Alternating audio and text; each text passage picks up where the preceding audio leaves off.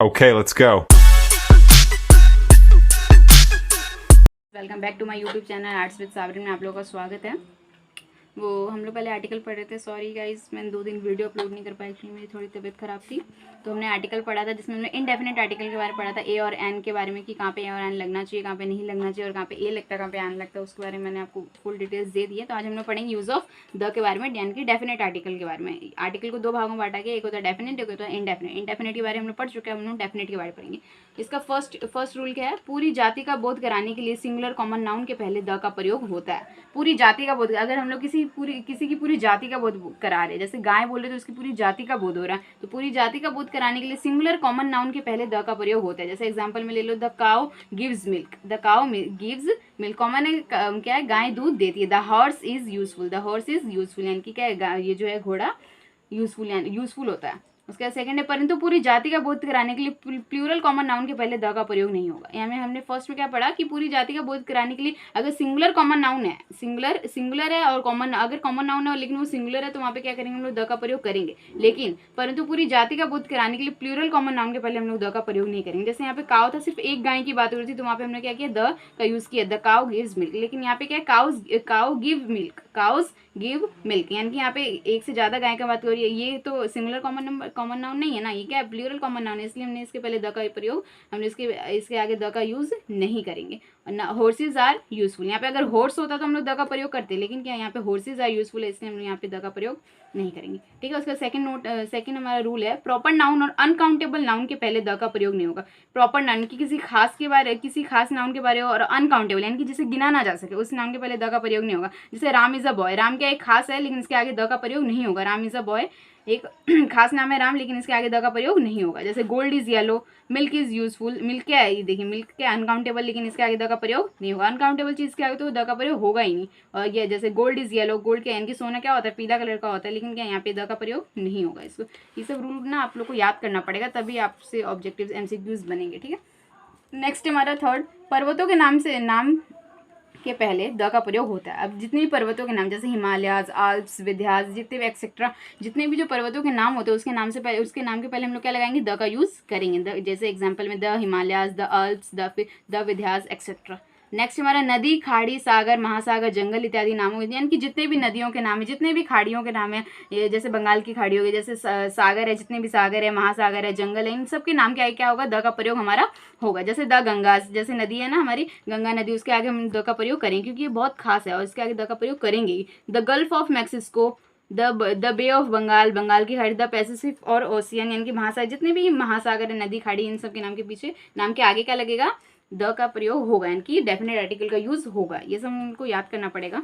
ठीक है, ये सबको याद करना पड़ेगा, आपको माइंड में रखना पड़ेगा कि हाँ इससे पहले होता है, इसके पहले नहीं होता। इसका नेक्स्ट हमारा बड़े ग्रंथों के नाम के पहले द का प्रयोग होता है। जैसे जैसे अलग अलग धर्म है, अलग अलग कास्ट के जो लोग हैं उनके अपने अपने धर्म ग्रंथ होते हैं, जिसको हम लोग ग्रंथ कहते हैं।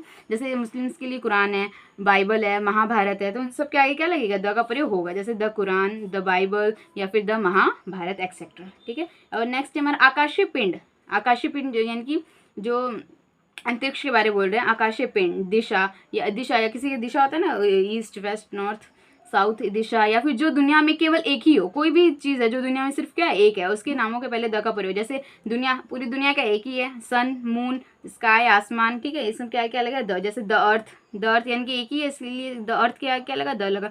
सन, दुनिया में सन एक ही है, सूरज एक ही है, उसके आगे क्या लगेगा? द लगेगा। मून यानी कि चांद एक ही है, यानी कि उसके आगे क्या लगेगा? द लगेगा। स्काई, आसमान के बारे में बोला, द स्काई। ईस्ट बोला ना, किसी भी दिशा के बारे, नॉर्थ, ईस्ट, साउथ, वेस्ट, जो भी है उसके आगे क्या लगेगा? द का यूज होगा, है ना। उत्तर, पश्चिम, दक्षिण और क्या होता है, जो भी etcetera. The east, the world यानी कि पूरी दुनिया के बारे में बोला, द वर्ल्ड के आगे क्या लगेगा? एक्सेट्रा। बस उसके आगे क्या लग जाएगा हमारे? इन सब के आगे द लग जाएगा, एक्सेट्रा। बहुत सी चीज़ें हैं।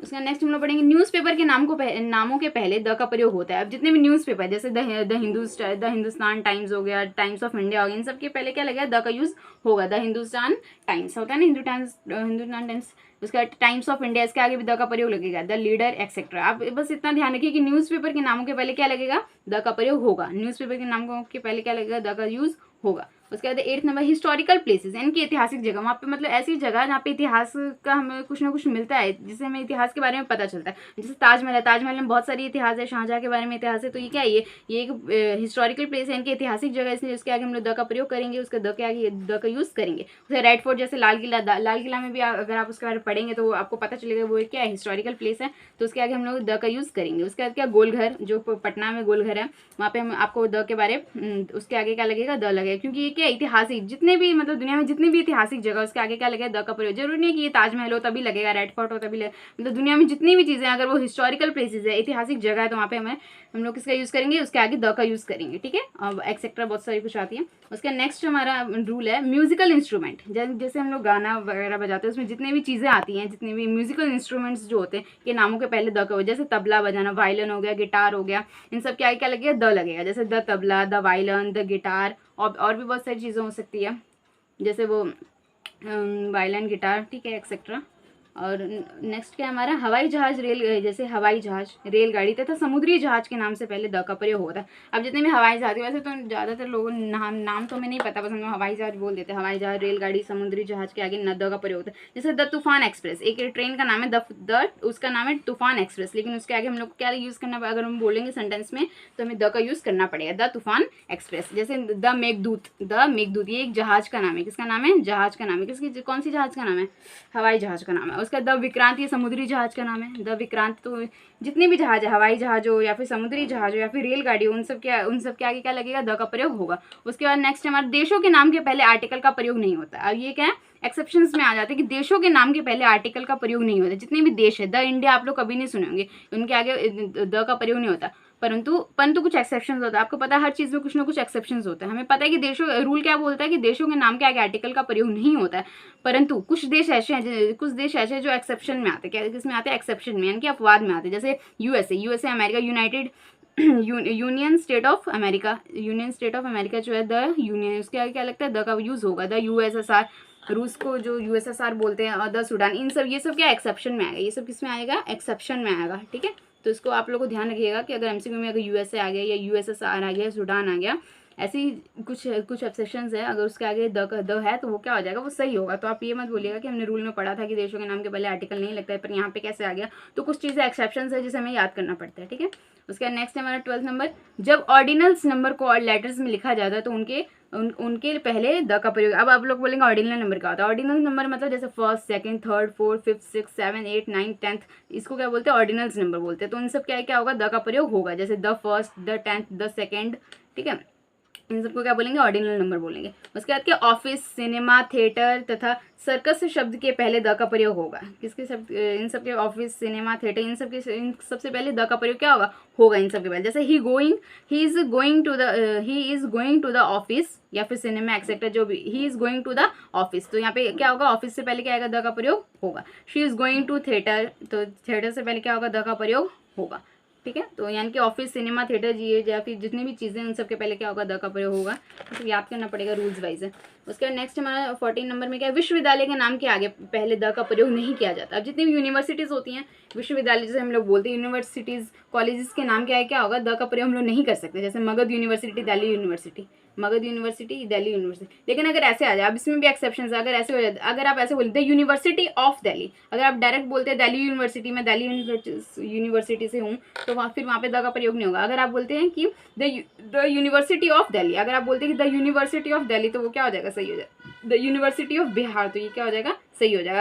अगर ऐसे सेंटेंस बोले, एक्सेप्शंस में आ जाएंगे कि द यूनिवर्सिटी ऑफ दिल्ली। अगर आप ऐसे बोलेंगे मगध यूनिवर्सिटी, दिल्ली यूनिवर्सिटी, तो इसके आगे अगर आप बोलेंगे द मगध यूनिवर्सिटी, तो ऐसे नहीं होगा। लेकिन अगर ऐसे बोल सकते हैं द यूनिवर्सिटी ऑफ मगध, तो वो क्या आ जाएगा, वो एक्सेप्शन में आ जाएगा। नेक्स्ट है 15 नंबर, खेलकूद के नाम के पहले द का प्रयोग नहीं होता है। अब याद रखिएगा, जितने भी खेलकूद के नाम होते हैं, कि खेलकूद के नाम क्या होता है, द का प्रयोग नहीं होता है। I play cricket, he plays badminton, यहाँ पे द का प्रयोग हुआ नहीं हुआ। लेकिन इसके भी कुछ एक्सेप्शन है जो नोट में है। जैसे देखिए, लेकिन यदि खेलकूद के नाम के बाद मैच लगाओ, अगर किसी भी खेलकूद का नाम, जैसे क्रिकेट है, ठीक है, तो उसके बाद अगर मैच लगाओ, क्रिकेट के बाद अगर मैच लगाओ, फुटबॉल के बाद क्या मैच लगा रहे, तो द का प्रयोग होगा। ये आपको याद रखना, थोड़ा एक्सेप्शन है नोट्स में। तो एग्जाम्पल जैसे we are going to play the cricket match, हमें पता है देखिए क्रिकेट, मैंने अभी जस्ट आपको क्या कहा रूल में कि अगर किसी भी गेम के बाद मैच लगा है तो वहाँ पे हम लोग क्या करेंगे, द का प्रयोग करेंगे। तो देखिए क्रिकेट के बाद क्या है, मैच का यूज हुआ, इसलिए यहाँ पे हम लोग क्या करेंगे, द का प्रयोग करेंगे। वैसे खेलकूद के नाम के पहले द का प्रयोग नहीं होता है।